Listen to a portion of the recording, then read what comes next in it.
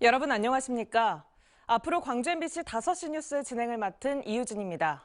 앞으로 매일 광주 전남의 소식을 알차고 소중하게 전해드리겠습니다. 먼저 코로나19 소식으로 시작합니다.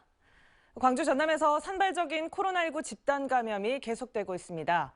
광주시에 따르면 광산구 소재 제조업 관련 확진자가 3명 발생했고 동구 요양병원 관련 확진자도 2명 발생하는 등 어제 하루 75명의 신규 확진자가 발생했습니다. 특히 초등학교와 유치원 등 교육시설에서 확진자가 급증하면서 교사와 학생들에 대한 전수검사가 이어지고 있습니다. 전남에서는 14개 시군에서 35명의 신규 확진자가 발생했습니다.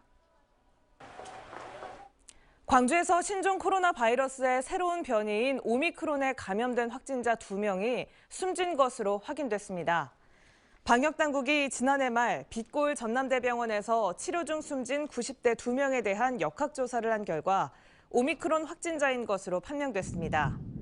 이들은 광주 남구의 한 요양병원에 입원 중 코로나 확진 판정을 받았는데 국내에서 오미크론 감염 이후 사망한 사례는 이번이 처음인 것으로 알려졌습니다. 방역당국은 오미크론과의 연관성 여부 등 정확한 사망 원인을 조사할 방침입니다.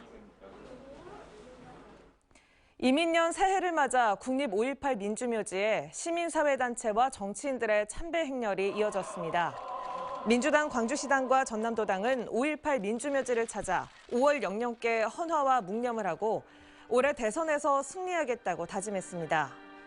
정의당도 민족민주열사 묘지를 찾은 자리에서 역대급 비호감 대선판을 개선하려면 정의당을 선택해야 한다며 호남민들의 지지를 호소했습니다. 5.18 기념재단과 광주진보연대 등 광주 시민단체들도 5.18 국립묘지에서 합동 시무식을 갖고 지역사회 주요 과제들을 함께 고민하고 해결해 나가기로 했습니다.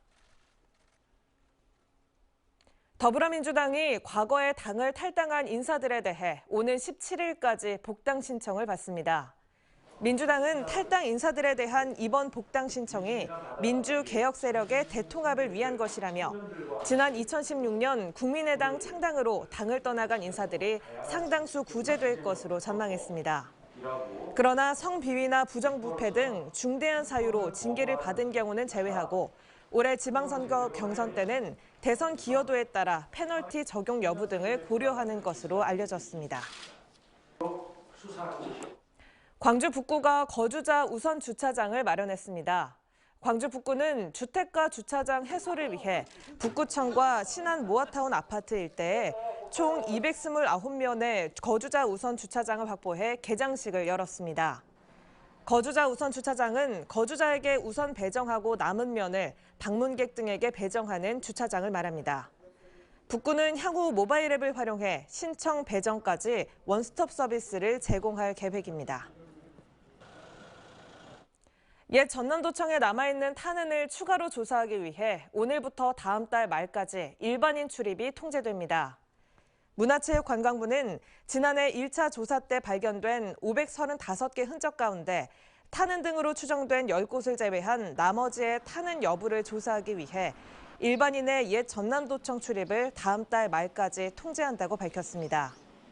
이번 조사에서는 옛 전남도청 본관과 회의실 등을 먼저 살펴보고 올 하반기에 옛 도청 별관 등 나머지 건물을 추가로 조사할 예정입니다. 전라남도가 오는 3월까지 저수온 피해가 우려되는 해역을 상시적으로 감시합니다. 전라남도는 도내 5,600여 곳의 양식시설을 중심으로 저수온 현장 대응반을 운영하고 해역별 수온 모니터링을 강화할 계획입니다. 전남에서는 지난 2018년 여수와 고흥 등에서 저수온 현상으로 양식장에 있던 돔과 숭어 등이 폐사하면서 70억 원의 재산 피해가 발생한 바 있습니다.